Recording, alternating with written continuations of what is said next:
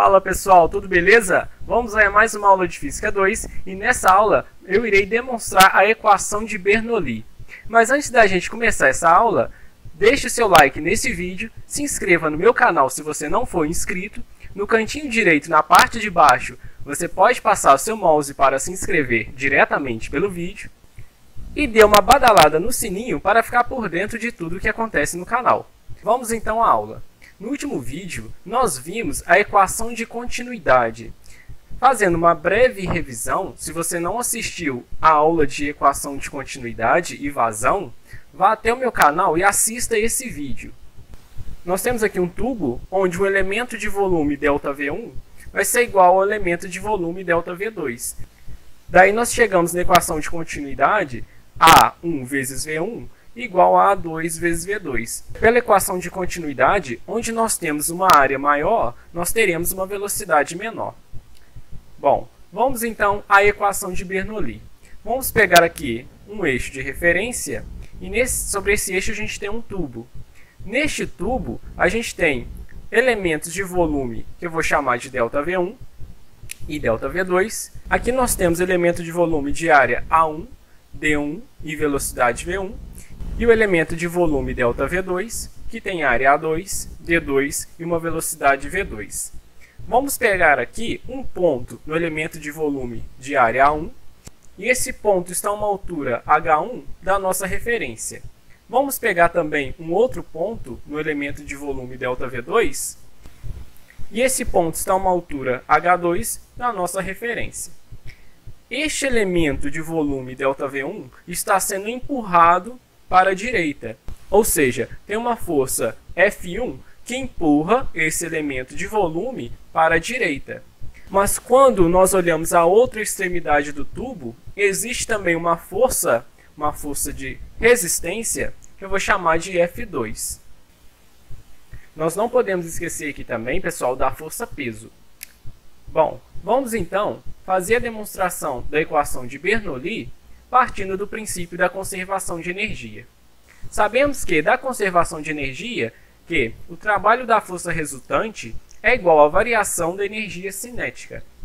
A equação do trabalho é igual a força vezes deslocamento vezes cosseno de θ, onde esse ângulo θ é o ângulo entre a força e o deslocamento.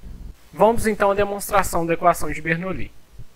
Vamos partir então do princípio da conservação de energia, que o trabalho da força resultante é igual à variação da energia cinética. Da expressão fica trabalho da força F1 mais trabalho da força F2 mais trabalho da força peso é igual à energia cinética final menos a energia cinética inicial. Vamos substituir aqui as expressões do trabalho e da energia cinética, já substituindo também os ângulos entre força e deslocamento. Daí fica F1 vezes D1 vezes cosseno de zero. Por que zero? Porque a força F1 está no sentido do deslocamento, que é o D1. Daí o ângulo entre força e deslocamento é zero. Mais F2, D2 vezes cosseno de 180 graus. Por que 180 graus? Porque nesse caso a força F2 está no sentido oposto do deslocamento. F2 aponta para a esquerda e o deslocamento para a direita. Mais o trabalho da força peso, que é mg ΔH, vezes cosseno de 180 graus. Por que 180 graus? Porque a força peso aponta para baixo e este elemento de volume está indo para cima. Ou seja, o ângulo entre força e deslocamento é de 180 graus. Igual a meio de mv2 ao quadrado menos meio de mv1 ao quadrado. Substituindo os valores de cosseno de zero e cosseno de 180 na expressão, nós sabemos que cosseno de zero é 1 e cosseno de 180 é menos 1. Daí fica F1 vezes D1 menos F2 vezes D2 menos mg ΔH é igual a meio de mv2 ao quadrado menos meio de mv1 ao quadrado. Na equação de Bernoulli, nós vamos tentar relacionar pressão com velocidade. Daí a gente tem que lembrar como a gente calculava a pressão. A pressão é a força dividido pela área. Como nessa equação que nós temos aqui aparece força, eu vou tentar multiplicar pela área e dividir pela área, pois assim eu não irei alterar o valor da expressão. Beleza? Então vamos multiplicar pela área e dividir pela área. Na primeira parte fica, em F1 e D1, eu estou multiplicando por A1 e dividindo por A1. Em F2 vezes D2, eu estou multiplicando por A2 e dividindo por A2. Na hidrostática, pessoal, nós vimos também que é mais comum a gente trabalhar com densidade e volume do que a gente trabalhar com massa. Vocês devem lembrar a expressão do cálculo da densidade, que a densidade é igual a massa dividido pelo volume. Isolando a massa dessa expressão, nós temos que massa é igual a densidade vezes o volume. Então, nós iremos pegar essas massas e substituir pela densidade vezes a variação de volume. Daí fica F1 dividido por A1 vezes A1 vezes D1 menos F2 dividido por A2 vezes A2 vezes D2 menos μ, este μ é a densidade, vezes ΔV, que é a variação do volume, é o elemento de volume, vezes G vezes ΔH, que é igual a meio de μ vezes ΔV vezes V2 ao quadrado, menos meio de μ vezes ΔV, V1 ao quadrado. Vamos então destacar aqui, nessa expressão, A1 vezes D1, F1 dividido por A1, e F2 dividido por A2 e A2 vezes D2. Quem são esses caras? Nós vimos que F1 dividido por A1 é igual a pressão 1. Daí a gente já consegue colocar a pressão nessa expressão que a gente tem. E A1 vezes D1 é volume, é cálculo de volume, área da base vezes altura. Então, nós iremos substituir A vezes D por ΔV, que é o elemento de volume.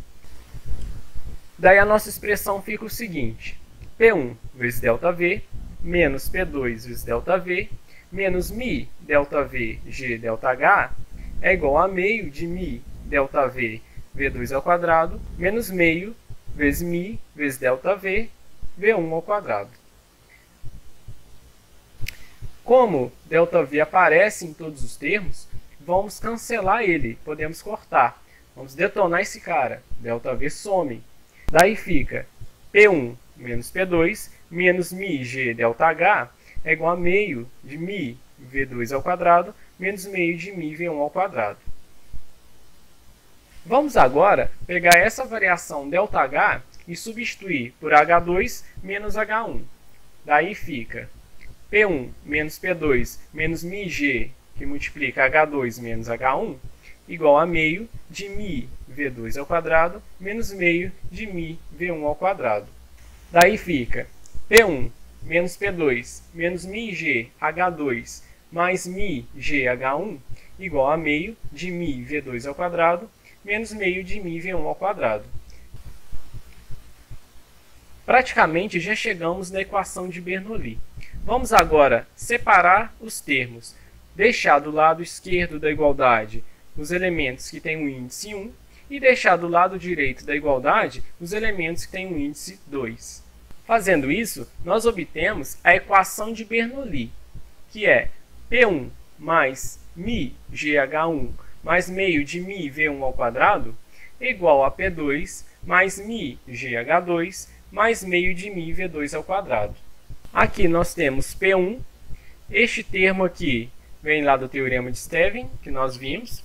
μgH1 é pressão, então esse termo aqui é pressão, mais meio de μ V1 ao quadrado. Este termo aqui também é pressão, ou seja, nós temos aqui pressão, pressão e pressão. Aqui do outro lado nós temos P2, que é a pressão. Temos aqui uma outra pressão, que é μgH2, e aqui também nós temos pressão. Essa é a equação de Bernoulli. Vamos então ver o caso onde nós temos agora um tubo na horizontal. O tubo na horizontal será o seguinte, nós temos aqui um escoamento, um elemento de volume ΔV1 e um elemento de volume ΔV2. Vamos aqui pegar um ponto 1 e um ponto 2. Vamos agora escrever a equação de Bernoulli nessa situação. A equação de Bernoulli é o seguinte, P1 mais μgH1 mais meio de μ V1 ao quadrado é igual a P2 mais μgH2 mais meio de μ V2 ao quadrado. Só que agora estes pontos que nós estamos analisando, eles estão no mesmo nível. Daí na equação de Bernoulli, a gente pode cancelar esses termos, μgh1, μgh2. Daí a gente chega na seguinte expressão, P1 mais meio de μ V1 ao quadrado é igual a P2 mais meio de μ V2 ao quadrado. O que essa expressão aqui nos diz? Nós vimos que da equação de continuidade, onde nós temos uma área maior, nós teremos uma velocidade menor. Neste caso aqui, para essa condição ser satisfeita, onde nós tivermos velocidade maior, este ponto terá uma pressão menor. Ou seja, no ponto onde a velocidade é maior, no caso no ponto 1, neste ponto a pressão será menor. E no ponto onde nós temos uma velocidade menor, neste ponto a pressão será maior. Tente verificar isso na sua casa. Pegue uma folha, dobre essa folha e assopre na parte de cima da folha. E deixe aqui nos comentários o que você conseguiu observar com esse experimento. Vamos então a uma aplicação. Nós temos aqui a asa de avião. Na asa de avião nós temos passagem de ar na parte de cima e na parte de baixo da asa, mas devido ao formato dessa asa, a velocidade do ar que passa na parte de cima é maior do que a velocidade do ar que passa embaixo. Com isso, a pressão na parte de cima é menor que a pressão na parte de baixo. Daí, surge uma força resultante para cima, chamada de força de sustentação. Um outro exemplo seria o destelhamento.